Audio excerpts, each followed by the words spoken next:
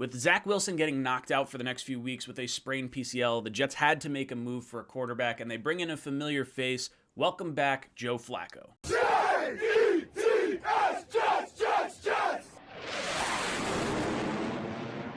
All right, welcome in. My name's Ryan. I'll be your pilot. If you're new here, hit that subscribe button. If you've been here before, welcome back. I love having you here. Guys, I want to give you my thoughts on the whole Zach Wilson injury, the trading for Joe Flacco, and just the whole saga going around the New York Jets right now. Just air out some of my thoughts. So, Zach Wilson, we find out, has a sprained PCL. He's going to be out for the next 2 to 4 weeks. And it drives me so mad. When I was listening to Salah's press conference and he's not like totally standing up for his quarterback and he's, it wasn't a dirty hit, this and that. Like, I wanted to punch something so bad. If there's one time to be a coach and just have your team's back, it's when your star quarterback gets hit low and late after he releases the ball. It just gets me all sorts of fired up. But I will say this, the Jets dodge a bullet. 2 to 4 weeks is significantly better than what it could potentially have been. I was thinking torn ACL or something torn in his knee where he wasn't going to be able to come back this year and then miss an entire offseason of training. So 2 to 4 weeks, not the worst case scenario. Now, the Jets, as of recording this video, have not put Wilson on the short-term IR, which would put him out for the next 3 weeks.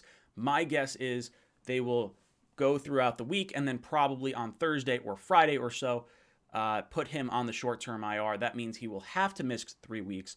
Right now, they're saying he could be back for the Bills game, which I think is a bunch of hooey. They're trying to just sell tickets, and I just don't see that happening. So he'll be out for the Bengals game, the Colts game, I think for the Bills game once they put him on that short-term IR.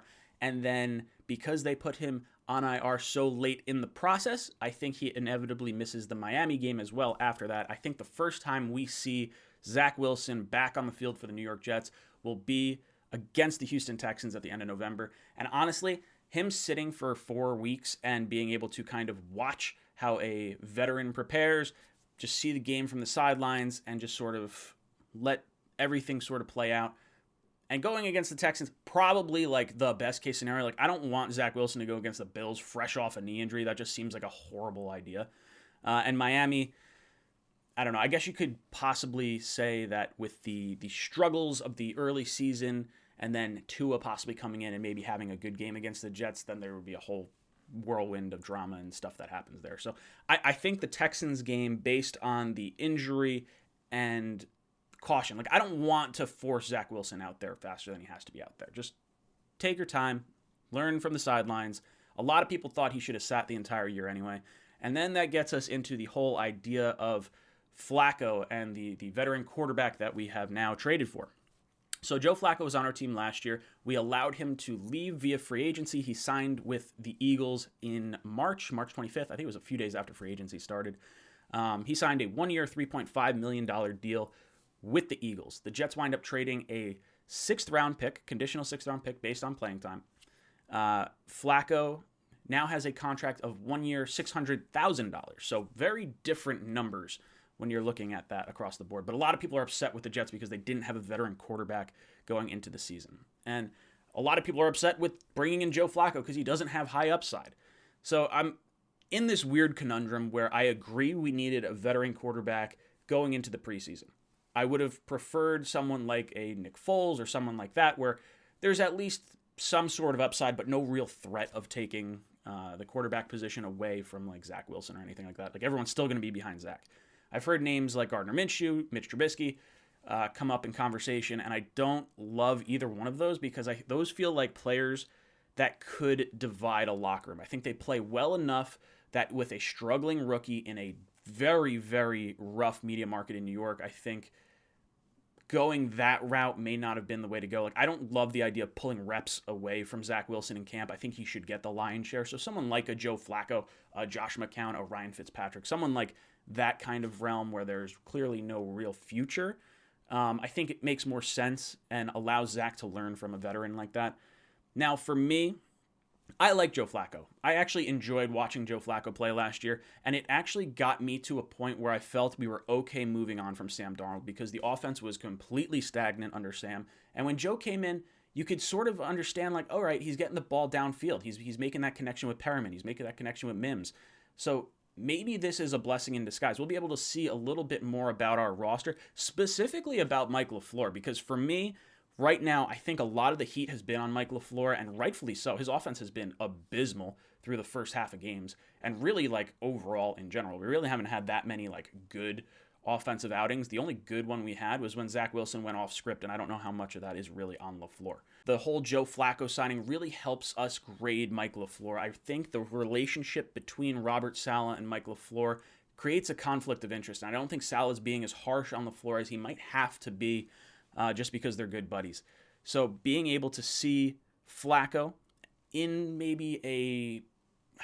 Not that he's been in this system, like, at all, but I think the fact that he's able to see and diagnose defenses that remove some variables from the equation, and then we can at least see, like, okay, is it the offense or is it just rookie growing pains? Because if it's just rookie growing pains with Zach Wilson, I have no problem with rolling into year 2 with LaFleur, because I don't like the idea of switching up offenses on Zach Wilson just 1 year into his rookie career. So the best thing that could happen is Joe Flacco comes in, the offense looks better, and you could say, okay, well, once Zach figures it out, we could look like this. And now we have the 2 first-round picks, the 2 second-round picks, and all the draft picks, all the cap space, everything like that this offseason. You could see where this could potentially be going if the rookie winds up getting it all down pat. So, for me, really sucks that Zach Wilson is out. I'm, like, very thankful that it's not a season ender, because it really could have been a lot worse. I'm not exactly rooting for wins while Flacco's in, I'll be honest. I'm looking at draft position. I feel like every win that does not come with Zach Wilson at the helm is sort of a hollow win, if you will. As long as we're not facing backups, I guess, I should say I'm all right with a win. Because I do want the confidence to get there with the team, with the roster, with the coaching staff. It just... I want to win with the rookie. I don't want to win with a vet. It burns me up. But I think in the long run, this will be good for Zach Wilson to sit on the sideline, learn, and kind of develop some of the maybe intangibles or certain processes that you wouldn't get if you are just a rookie learning everything for the first time without any sort of backup help. The signing of Joe Flacco, again, not upset. It's a 6th-round pick, potentially a 5th-round pick. The Jets could be trading Crowder or May. I don't think losing a late-round draft pick for a relatively cheap backup quarterback who our GM really liked in Joe Douglas back in Baltimore, I think that just sort of makes a little bit of sense here.